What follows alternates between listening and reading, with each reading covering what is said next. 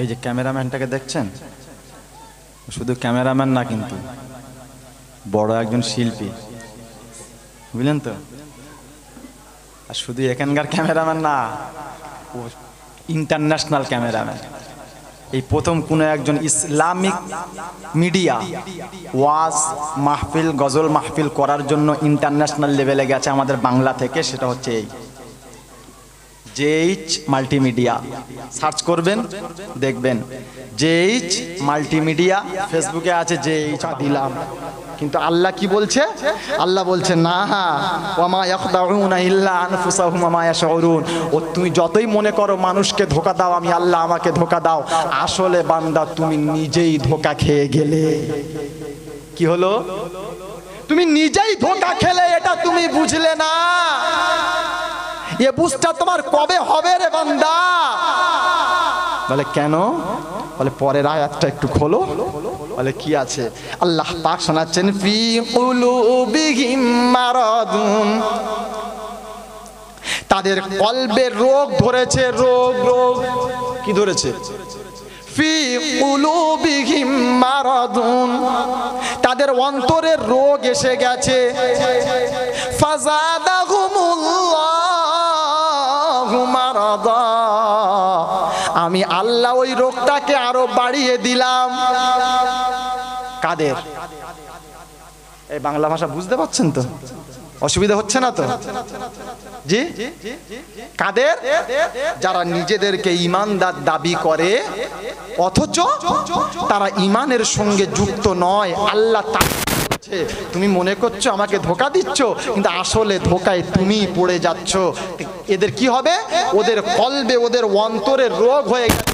ফাযাদাহুমুল্লাহু মারদা, তাদের রোগটাকে আমি আল্লাহ আরো একটু বাড়িয়ে দিলাম।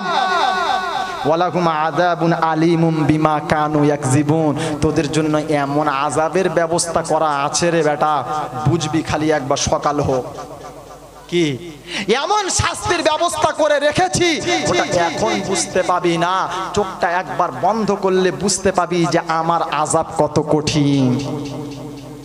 আল্লাহর আযাব কঠিন না কি সহজ? কঠিন না সহজ? জোরে বলেন কেমন কঠিন? একটা ছোট্ট নমুনা আপনাকে দিই। আল্লাহর নবীকে দুনিয়াতে সব থেকে যিনি বেশি ভালোবাসতেন নাম কি? বলে আবু জেহেল। কে রে? আবু তালেব। কি নাম? আবু তালেব, আল্লাহর নবীর নিজের চাচা। দাদু মরে যাওয়ার পরে, দাদু মারা যাওয়ার সময় আবু তালিবের হাতে রসুলকে তুলে দিয়ে গেলেন আর বলে গেলেন, বেটা যতদিন দুনিয়াতে থাকবি মুহাম্মাদের গায়ে যেন কোনো চুলের আঁচড় লাগে না। তাই যতদিন তিনি দুনিয়াতে ছিলেন আমার রসুলের গায়ে একটা চুলের আঁচড় লাগতে দেয় নাই। নিজের ছেলের কথা ভাবে নাই, কিন্তু আমার নবীর কথা কোনোদিন ভোলে নাই। এই রকম চাচা মৃত্যুর সময়, একেবারে শেষ সময়, আমার নবী বারবার এসে কানে কানে বলছিল, চাচা যান একবার কলমাটা আমি নবী আমার কানে পড়ে নেন, আমি নবী কথা দিচ্ছি আপনাকে না নিয়ে জান্নাতে যাব না। বলেছিল না? বলে না? কবার? একবার? দুবার? কবার? ওটা কোরআনকে জিজ্ঞাসা করব, চলেন। তো বারবার এইরকম বলেছে, বলার পরেও চাচা মানল না। নবী হার মানে না। কি করলেন? চাচা মারা গেল, আল্লাহ নবী জানাজা পড়ালেন। ভালো করে শোনেন, জানাজা পড়ালেন। জানাজা পড়িয়ে রসুল নিজের চাচাকে নিজে হাতে দাফন করলেন। নিজে হাতে চাচাকে দাফন করলেন। দাফন করার পরে সবাই চলে গেছে, রসুল হাত দুখানা তুলে দাঁড়িয়ে আছে, আল্লাহ মাফ করে দাও, সারা জীবন আমার সাথে ছিল, আল্লাহ মাফ করে দাও। আল্লাহ পাক রব্বুল আলামিন এবার আয়াত নাজিল করছে, কি? ইস্তাগফির লাহুম আও লা তাস্তাগফির লাহুম ইন তাস্তাগফির লাহুম ৭০ মাররাতান ফালান ইয়াগফিরাল্লাহু লাহুম।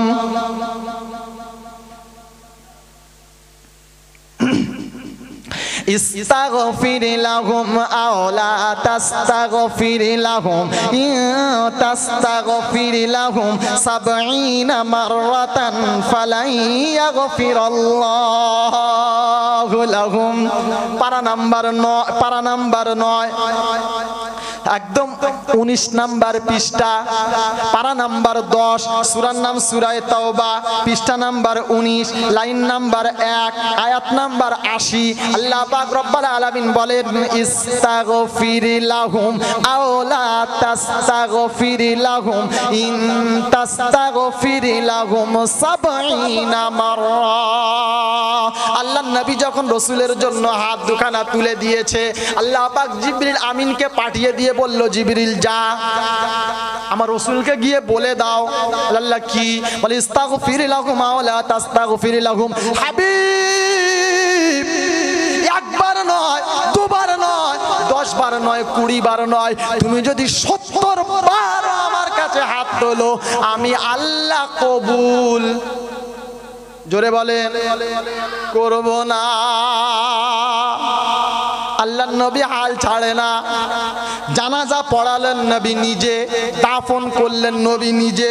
কোরআন কি বলে দেখেন, কোরআন আল্লাহ পাক রব্বুল আলামিন শুনিয়ে দিয়েছেন, ওয়ালা তুসাল্লি আলা আহাদিম মিনহুম মাতা আবাদা ওয়ালা তাকুম আলা কবরিহি ইন্নাহুম কাফারু বিল্লাহি ওয়া রাসূলিহি ওয়া মাতু ওয়া হুম ফাসিকুন।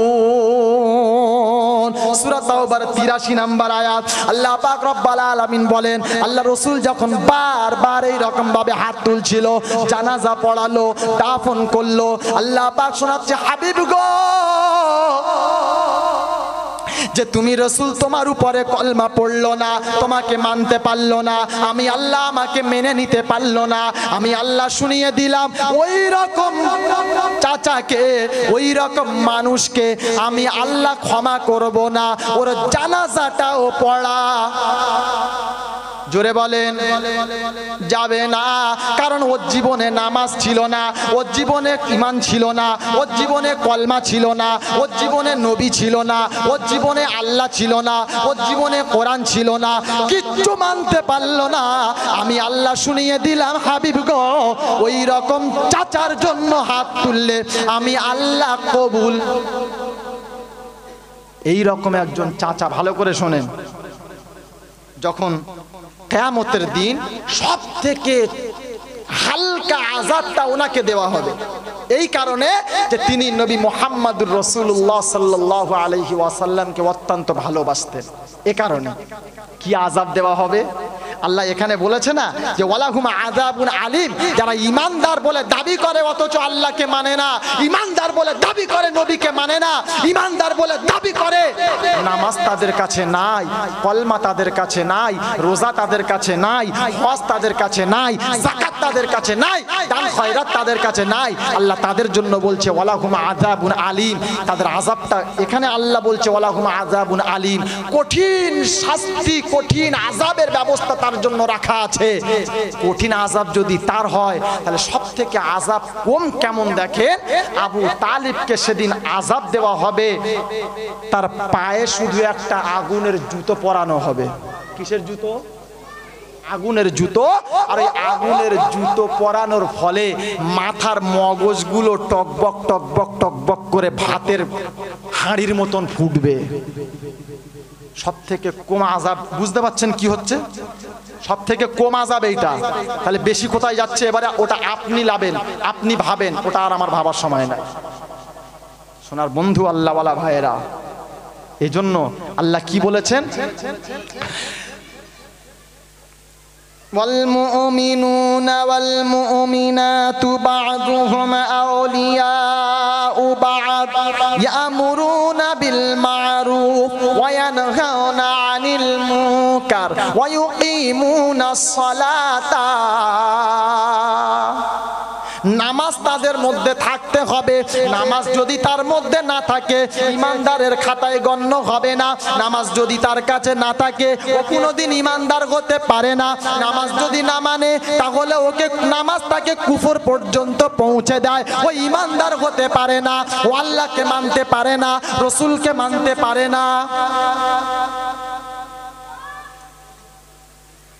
ও আতা যাকাতা, অর্থ থাকলে যাকাত দিতে ভুল। কথা বলেন কি? অর্থ থাকলে যাকাত দিতে ছাড়বে না। আমাদের এলাকা, আমাদের সমাজের মানুষ এখন যাকাত দেয়? সবাই দেয়?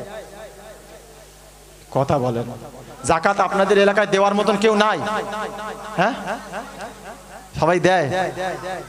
হ্যাঁ, এখানে আলহামদুলিল্লাহ, যাক আল্লাহর ওলিদের এলাকা।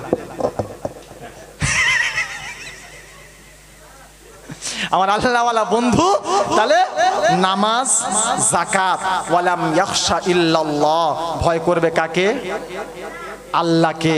আর কাউকে ভয় করবে না। আমরা ভয় করি কাকে? নেতাকে। কাকে? কাকে? কথা বলে না। ভাই ছেড়ে দেবো? হ্যাঁ, আমি আলাদা মাল।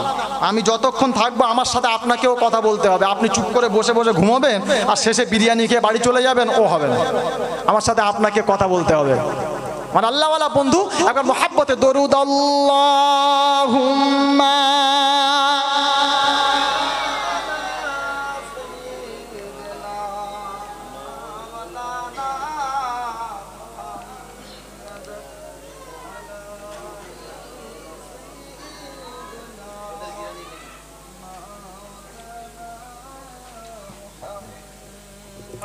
এই যে ক্যামেরাম্যানটাকে দেখছেন, শুধু ক্যামেরাম্যান না কিন্তু বড় একজন শিল্পী, বুঝলেন তো?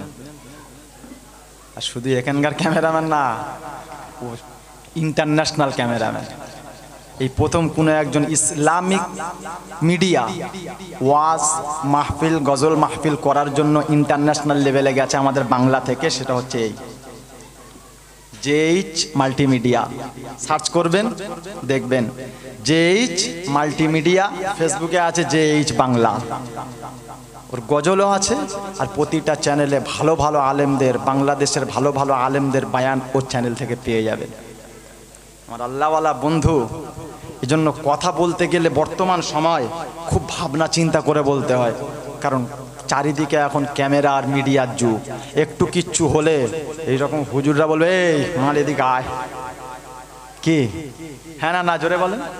এজন্য সব জায়গায় কথা ভেবে চিনতে বলতে হয়। আমার আল্লাহওয়ালা বন্ধু, খালি মুখ থেকে বলে দিলাম চলবে না।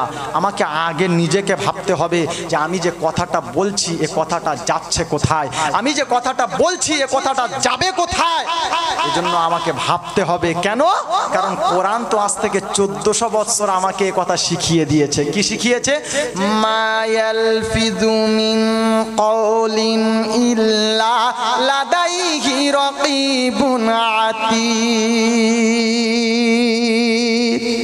বান্দা জবানটাকে সংযত রাখবি, উল্টো পাল্টা কিছু বলা যাবে না। কারণ তুমি যেটা বলে দেবে ক্যামেরায় রেকর্ড হয়ে যাবে। কোন ক্যামেরায়? এই ক্যামেরায়। এক মুরব্বী আল্লাহওয়ালা মানুষ বলছে কিরামান কাতিবিনের ক্যামেরা। ও ক্যামেরা আল্লাহ মানুষ দুনিয়াতে আসার আগে তৈরি করে দিয়েছেন। আরে এরা ক্যামেরা কোথা থেকে পেলো? এরা তো ক্যামেরা ওটা রিসার্চ করে পেলো। ও ক্যামেরা আল্লাহ বহু বছর আগে বানিয়েছে, আদম বানানোর আগে ক্যামেরা বানিয়েছে। আর প্রতিটা মানুষের কাছে দুটো করে ক্যামেরা বসিয়ে দিয়েছে আর শুনিয়ে দিয়েছে বান্দা যেটা করবে, বান্দা যেটা বলবে, বান্দা যেটা দেখবে ভাবনা চিন্তা করে করো। কারণ ক্যামেরায় রেকর্ড হয়ে আছে, কিয়ামতে ওটাকে ওপেন করে দেখানো হবে। লক্ষ কোটি মানুষের সামনে যদি আমার ক্যামেরাটাকে চালানো হয় আর ভিডিওটা চালিয়ে দেওয়া হয়, বলা হয় দেখ বান্দা, ওবি কি এখন এই 2G আর 3G নয়, একেবারে হাই কোয়ালিটি। আমার রবের কাছে কি কোয়ালিটির কম আছে? এই জোরে বলেন। আল্লাহ পাক রব্বুল আলামিন বলেন, ফামান ইয়ামাল মিসকালা যাররাতিন খায়রান ইয়ারা ওয়া মান ইয়ামাল মিসকালা যাররাতিন শাররান ইয়ারা। তোমার জীবনে যত ভালো কাজ ছিল ওগুলো সব কিয়ামতে দেখানো হবে। তোমার জীবনে যত খারাপ আমল ছিল ওগুলোকে সব কিয়ামতে তোমাকে দেখানো হবে। তাহলে লক্ষ কোটি মানুষের সামনে যদি আমার আর আপনার আমলনামা দেখায়, কি হবে বলেন তো আমাদের? এই মাথা তুলে থাকতে পারবো? জোরে বলেন, মাথা তুলে আর ওখানে থাকতে পারবো? সেদিন আল্লাহ কি বলবেন? ইকরা কিতাবাক কাফা বিনাফসিকাল ইয়াউমা আলাইকা হাসিবা মান ইহতাদা ফা ইন্নামা ইয়াহতাদি লিনাফসি ওয়া মান যাল্লা ফা ইন্নামা ইয়াদিল্লু আলাইহা ওয়া লা তাজিরু ওয়াজিরাতুন বিযরা উখরা ওয়া মা কুন্না মুআদ্দিবিনা হাত্তা নাবআসা রাসূলা। পারা নাম্বার 15, পৃষ্ঠা নাম্বার 5, পৃষ্ঠা নাম্বার 2, লাইন নাম্বার 3, সূরার নাম সূরা বানী ইসরাঈল, আয়াত নাম্বার 15, ডান দিকের পৃষ্ঠার একদম উপর থেকে তৃতীয় লাইন থেকে আয়াত আছে, দেখতে পারো। আল্লাহ পাক বলেন ওয়া কুল্লা ইনসানিন আলজামনাহু তাইরাহু ফি উনুকিহি ওয়া নুখরিজু লাহু ইয়াউমাল কিয়ামাতি কিতাবান ইয়ালকাহু মানশুরা। সারা জীবনের যে আমলনামাগুলো করেছিলে, ভালো কাজ, খারাপ কাজ, মন্দ কাজ, কাকে কি সর্বনাশ করেছিলে, সব আমলনামাগুলো সেদিন আল্লাহ পাক একটা কিতাব আকারে, একটা ডায়েরি আকারে, একটা মাজলি আকারে তৈরি করে গলায় ঝুলিয়ে দেবে। দিয়ে এক পর্যায়ে আল্লাহ পাক বলবেন ইকরা কিতাবাক, আমলনামাটাকে বার কর। আল্লাহ, আমলনামা খুলে তো দেখছি পুরো সাদা, কিচ্ছু নাই, কাম করিস নাই তো থাকবে কি? আল্লাহ ও বললে হবে? মহানবে তাজিয়া বার করে একেবারে গোষ্ঠী ষষ্ঠী পুজো করে দিয়েছি, রবিউল আউয়ালের নবী দিবস করে একদম শেষ করে দিলাম, এত আমল গেল কোথায়? আল্লাহ পাক রব্বাল আলামিন বলবে ওগুলো তো আমল না। ওগুলো কি না? জোরে বলেন, কথা বলে না। ও আমলগুলো আল্লাহ পাক রব্বাল আলামিনের কাছে কোনো দাম, জোরে বলে, আমি আয়াত দিচ্ছি আপনাকে, এসব মুখের কথা নয়, কোরআন থেকে আমি আপনাকে দেখিয়ে দিচ্ছি। দেখুন আল্লাহ পাক শোনাচ্ছেন উলাইকাল্লাযীনা কাফারু বিআয়াতি রাব্বিহিম ওয়া লিকাইহি ফাহাবিতাত আ'মালুহুম ফালা নুকিমু লাহুম ইয়াওমাল কিয়ামাতি ওয়াজনা। পারা নাম্বার 15, পৃষ্ঠা নাম্বার 3, লাইন নাম্বার 8, সূরার নাম সূরা কাহাফ, একেবারে শেষের দিকে আয়াত। আল্লাহ পাক শুনিয়েছেন উলাইকাল্লাযীনা কাফারু বিআয়াতি রাব্বিহিম ওয়া লিকাইহি ফাহাবিতাত আ'মালুহুম। বান্দা সারা জীবন আমল করেছিল, কোরআন মোতাবিক করে নাই, ভালো মনে করে করেছিল, বান্দা মনে করেছিল রব্বানা আকল দিমাগ তুমি দিয়েছো তাই ভালো কাজ করছি, এটা ভালো কাজ করলে সওয়াব আছে না? না, জোরে বলেন। ওযু করা ভালো কাজ না খারাপ কাজ? নামাজ পড়া ভালো কাজ না খারাপ কাজ? ভালো কাজ। এখন নামাজের আগে যদি ওযু না করে ওযু নামাজ হয়? হবে? হবে না। তাহলে ওযু করাও কি কাজ? জোরে বলেন না রে ভাই, বোঝাচ্ছি আপনাকে, ওযু করা কি কাজ? ভালো কাজ। আচ্ছা ওযুর ফরজ কটা? 4টে। আল্লাহ পাক বলেন ইয়া আইয়ুহাল্লাযীনা আমানু ইযা কুমতুম ইলাস সালাত ফাগসিলু ওয়ুজুহাকুম ওয়া আইদিয়াকুম ইলাল মারাফিক ওয়ামসাহু বিরুসিকুম ওয়া আরজুলাকুম ইলাল কা'বাইন। এক নম্বরে হাত পর্যন্ত, কনুই পর্যন্ত ধোয়া, মুখটাকে এই রকম ধোয়া, মাথা মসিহ করা, পায়ের টাকনু পর্যন্ত ধোয়া। এই 4টে ফরজ তো? হ্যাঁ না? না ফরজ। এখন হাত ধোয়া এই পর্যন্ত ফরজ, তাই তো নাকি? এখন আমি মনে করছি রে ভাই গরমের সময় পানিটা হেভি ঠান্ডা, খালা এই পর্যন্ত ধোবো, সওয়াব হবে নাকি? হ্যাঁ না না হবে না? কথা বল, ভালো কাজ তো হবে না? অজু করা ভালো কাজ না খারাপ কাজ? আমি এই পর্যন্ত ধুলে ভালো না খারাপ? আমার সোনার বন্ধু আল্লাহওয়ালা ভাইয়েরা, বোঝানোর জন্য বলছি শোনেন। আমি মনে করলাম ওলামাদের জামান থেকে শুনেছি ওজুর পানি যত দূরে লাগে ওই জায়গা থেকে গোনাগুলো ঝরে ঝরে পড়ে। হ্যাঁ না না? এখন ওজুর সময় এই পর্যন্ত ধুয়েছে, গোনা ঝরে যাচ্ছে, ওজু আল্লাহ বলে ওটা চলবে না। কিয়ামতে আল্লাহ পাক রব্বুল আলামিন যখন বলবেন ইকরা কিতাবাক, আমলনামা পড়, বান্দা বলবে রব্বানা এই পর্যন্ত সারা জীবন হাত ধুলাম আমল দেখতে পেলাম না। আল্লাহ বলবে বান্দারে ও আমল আমার দরবারেতে কবুল না, কারণ আমি নিয়ম একখানা দিয়েছিলাম। হ্যাঁ না না? ওর বাইরে যাওয়া যাবে না। আর ওর বাইরে যখন বান্দা চলে যাবে তখন খোদার আওতায় আর থাকবে না। এজন্য আল্লাহ পাক রব্বুল আলামিন বলেন, এজন্য আল্লাহ পাক রব্বুল আলামিন বলেন আল ইয়াউমা আকমালতু লাকুম দীনাকুম ওয়া আতমামতু আলাইকুম নি'মাতি। দিনটাকে আমি আল্লাহ সম্পূর্ণ করে দিলাম, এর মধ্যে বাড়ানো যাবে না, এর মধ্যে কমানো যাবে না। যেটা দরকার ছিল আমি আল্লাহ দিয়ে দিলাম, যেটা দরকার ছিল না আমি আল্লাহ দিলাম না। এরপরে বান্দা যদি বেশি মোস্তানি মারে ও মালের খবর খারাপ আছে না না? জোরে বলেন। ফজরের নামাজ করাকাত, জোরে বলেন। আরে ফরজ নামাজ করাকাত, 2 রাকাত। এখন আমি চিন্তা করলাম নামাজ পড়া তো ভালো কাজ, সময় এখনো অনেক আছে, 4 রাকাত পড়বো। এই মুসাফিরের নামাজ করাকাত, 2 রাকাত। এখন মুসাফির যদি মনে করে সময় তো অনেক আছে, এসা 4 রাকাত ফরজ নামাজ 4 রাকাতই পড়েলি নামাজ হয়, নামাজ হবে না। জামাতে পড়লে হবে, কিন্তু একা যদি পড়ে আর যদি 4 রাকাত পড়ে ওর নামাজ হবে না। কারণ কমিয়েছে কে? জোরে বলেন আল্লাহ। এখন আল্লাহ যেটা কলম চালিয়েছে, আল্লাহর কলমের উপরে যদি আমার কলম চলে তাহলে মার্ক কম হবে না বেশি? বেশি হবে।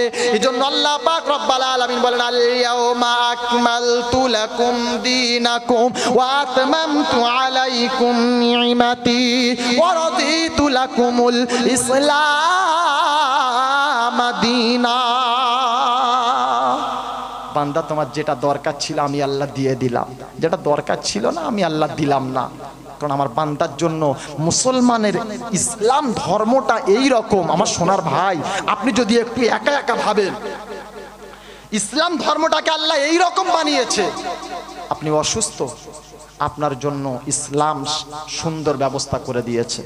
দাঁড়িয়ে নামাজ পড়ছো, পাচ্ছ না বসে পড়ো, বসে হচ্ছে না শুয়ে পড়ো, শুয়ে পাচ্ছ না ইশারাতে পড়ো, কিন্তু পড়ো।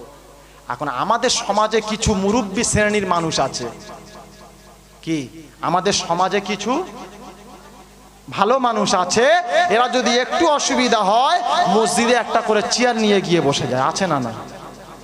আল্লাহর ওলি এরা, শয়তানও এদের কাছে হার মেনে যায়। আমাদের আপনাদের এলাকা, আমি আগেই বললাম আপনাদের এলাকা অনেক আল্লাহওয়ালা এলাকা, অনেক মসজিদ 98% মসজিদে এখন দেখবেন যে একটা করে কাতারে 2-3টে করে চেয়ার। আর চেয়ার কেন?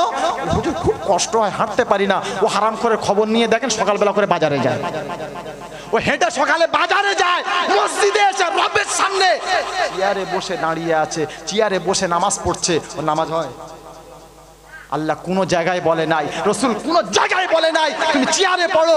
বলেছে দাঁড়িয়ে না পারলে বসে পড়ো, বসে না পারলে শুয়ে পড়ো, তাতে না পারলে ইশারায় পড়ো। কিন্তু চেয়ারের কথা কোনো জায়গাতে আসে নাই। এখন চেয়ারের কথা যদি বলি, কিছু হাজী সাহেব হজ করে এসছে, তারা কি বলে জানেন? হ্যাঁ, যদি তাই হতো তাহলে আরবে কেন চেয়ার? সারা কি দলিল, কি বিশাল দলিল। আমাদের মেটিয়াবুরুজে একটা মসজিদের মুতাওয়াল্লি কিছুদিন আগে ওমরায় গিয়েছিল। তো ওমরা থেকে আসার পরে হঠাৎ করে আমার ওখানে তো মসজিদ খুব গায়ে গায়ে, এখানে একটা ওখানে একটা, প্রতিটা ঘরে ঘরে মসজিদ। আর এটা হচ্ছে কিয়ামতের আলামত। কি এটা? কিয়ামতের আলামত, ঘরে ঘরে মসজিদ হবে। একটা সময় এই রকম আসবে, ঘরে ঘরে মসজিদ হয়ে যাবে, কিন্তু নামাজি খুঁজে পাওয়া যাবে না। এখন ওই রকম হয়ে গেছে, মেটিয়াবুরুজ থেকে মনে হয় শুরু হচ্ছে ওটা। ঘরে ঘরে মসজিদ, দুপা হাঁটবে মসজিদ, এখানে একটা ওখানে একটা। আজানের সময় যদি হয়েছে, মোটামুটি কান চারিদিক থেকে আজান ঢুকবে, ঘুম ভাঙবে না? আল্লাহ বলে দাঁড়া। তো আজান মানে ওই ওখান থেকে ওই রকম। তো যখন লোকটা উমরা থেকে এলো, তো আসার পরে একদিন হঠাৎ করে রাতে শুয়ে আছি, 12টা 5 কি 10 হবে, থেকে আজান হচ্ছে। আল্লাহ, এখন আজান কে দেবে? বেলাল চলে আসলো নাকি? অবাক হয়ে গেলাম, এখন আজান কে দেয়? 12টা বাজে। কিচ্ছু বলি নাই। পরের দিন খবর নিলাম, কালকে রাত্রিরে আজান কোথায় হচ্ছিল?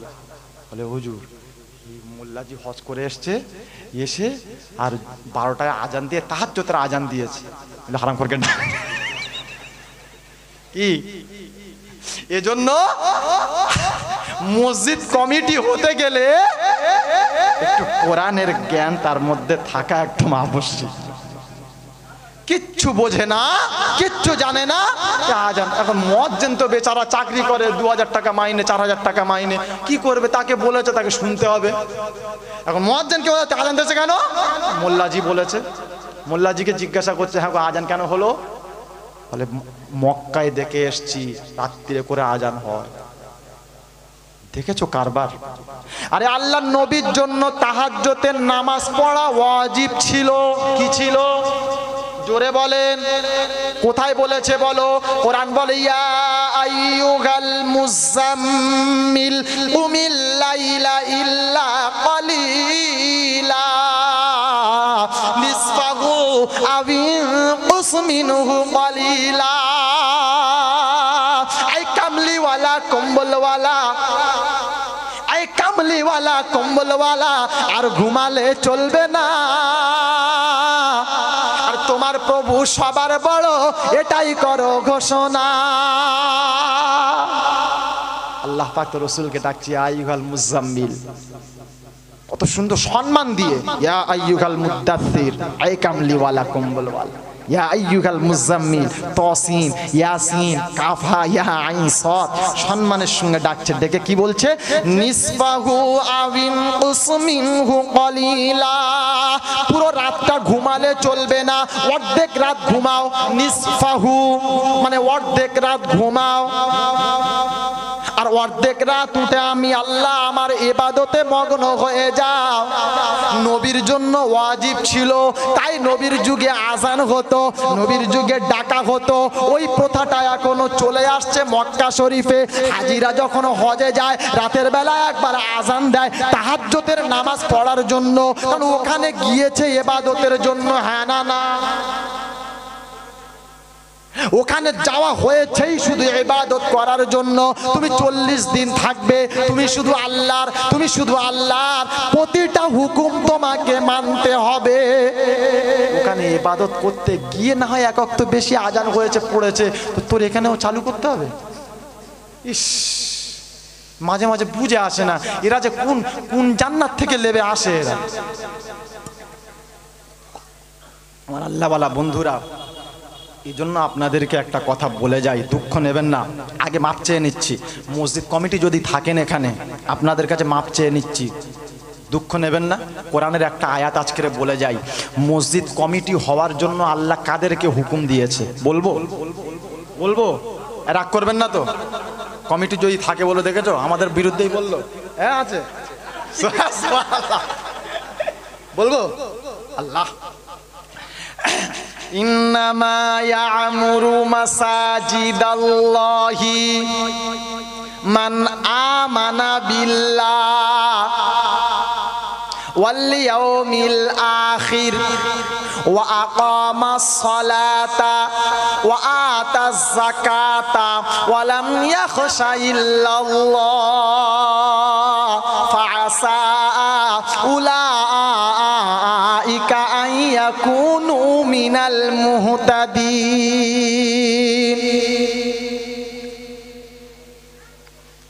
আল্লাহ পাক রব্বুল আলামিন বলেন দুনিয়াতে আমার ঘরের দায়িত্বে থাকবে যারা। ইন্নামা ইয়ামুরু মাসাজিদাল্লাহ, মসজিদ কার ঘর? সবাই বলেন আল্লাহর ঘর। তাহলে আমার ঘরের দায়িত্বে থাকবে তারা।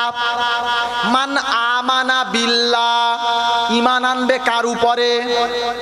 পাক্কা ঈমানওয়ালা হতে হবে, মুখে ঈমানদার দাবি করবে, হাসান হোসাইনের আপনার কি বলে তাজিয়া বার করবে, নবী দিবসে গিয়ে নবীর মিছিল বার করবে, জীবনে নামাজ হবে না, ওই রকম ঈমানদার হলে হবে না। ঈমানদারের নমুনা কটা? জোরে বলারের নমুনা হলো তিনটে। আল্লাহর নবী সাল্লাল্লাহু আলাইহি ওয়াসাল্লাম বলেন ঈমানের যে কলমা আছে লা ইলাহা ইল্লাল্লাহ মুহাম্মাদুর রাসূলুল্লাহ, শুধু কলমা পড়লে ঈমানদার হওয়া যায় না, এর তিনটে স্তর আছে। ইকরার বিল লিসান, তাসদীক বিল জিনার, আমাল বিল আরকান। ইকরার বিল লিসান, জবান থেকে পরিষ্কার উচ্চারণ করতে হবে। তাসদীক বিল জিনার, অন্তরে ইয়াকিন থাকতে হবে, বিশ্বাস থাকতে হবে, বিশ্বাস না হলে হবে না। আমাকে খাওয়ায় কে? জোরে বলেন। বাচ্চা দেওয়ার মালিক কে? প্রতাপ বাবা, প্রতাপপুরের বাবা, হ্যাঁ আল্লাহ। তাহলে বিশ্বাস কার উপরে রাখতে হবে? আল্লাহ। তাহলে ইন্নামা ইয়ামুরু মাসাজিদাল্লাহ মান আমানা বিল্লাহ, এক নম্বরে ঈমানদার হতে হবে।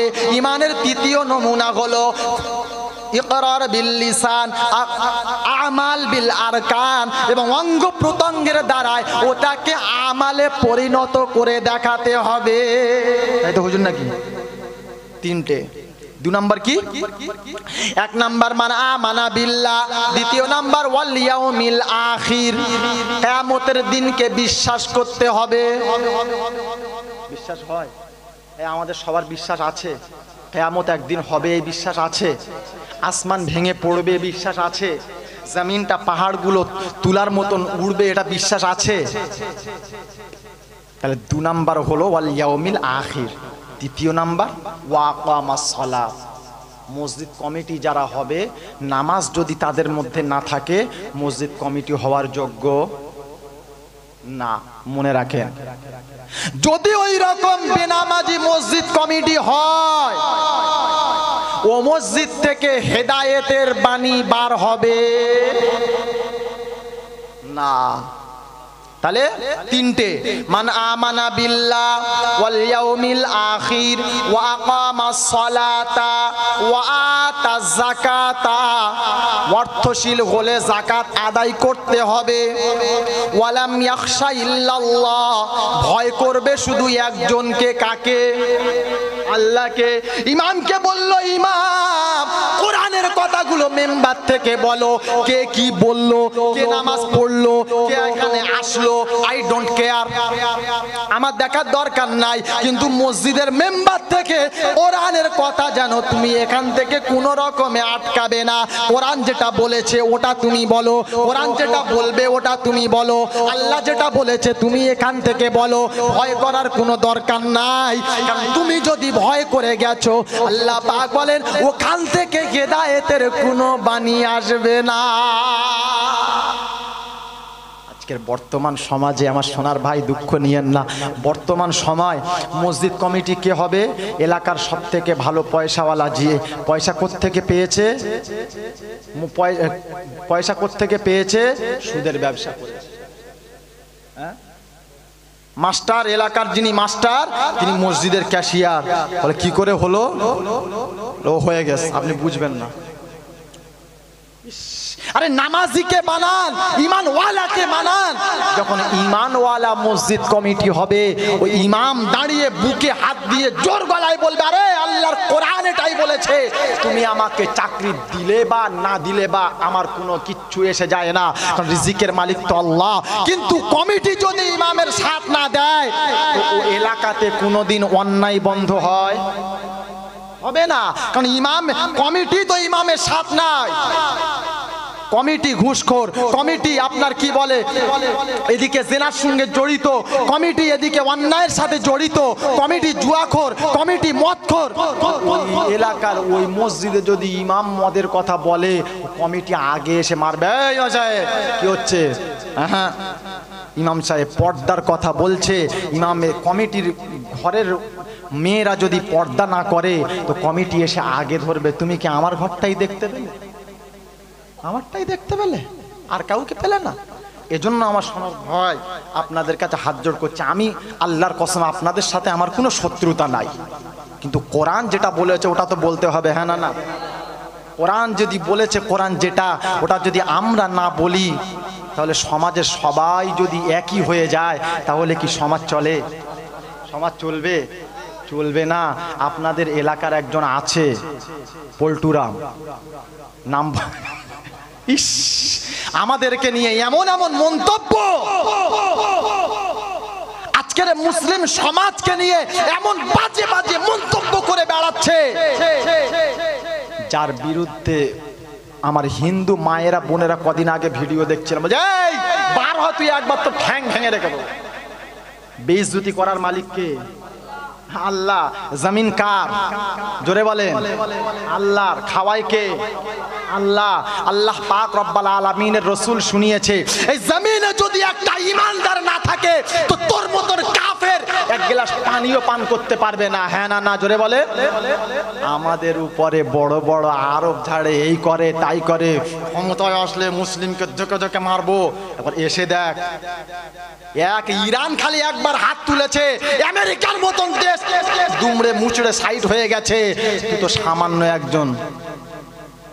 আমার আল্লাহওয়ালা বন্ধুরা, এজন্য আমেরিকাকে কোন দেশের মানে প্রধানমন্ত্রী বলেছিল যে দেখ, ইরানের সঙ্গে কাঠি করতে যাস না, ওরা হলো বীরের জাত, আলীর জাত। কার জাত? সে বলছে এই ওদের সঙ্গে কাটি করিস না, ইরান ইসরায়েলকে মারতে দে, ওদের দেশের ম্যাটার ওদের সামলাতে দে, তুই কাটি করতে যাস না, কারণ ওরা হলো বীরের জাত। মুসলমান যদি একবার খেপে যায়, তো তোর আমেরিকাকে ধ্বংস করে দেবে, চুপ করে বসে থাক।